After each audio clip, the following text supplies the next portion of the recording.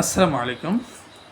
প্রিয় দর্শক, পৃথিবীতে অনেক বই রয়েছে বিভিন্ন ভাষায়, যেমন আরবি, ইংরেজি, বাংলা, উর্দু, ফরাসি, হিন্দি বা যে কোনো ভাষা।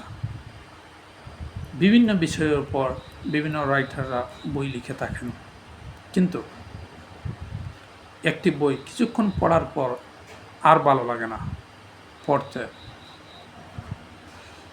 কিন্তু এমন একটি বই, এমন একটি কিতাব, এমন একটি বুক, যেই বুকটি পাঠ করলে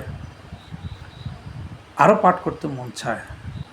যারা শ্রবণ করেন তাদের আরও শুনতে মন চায়।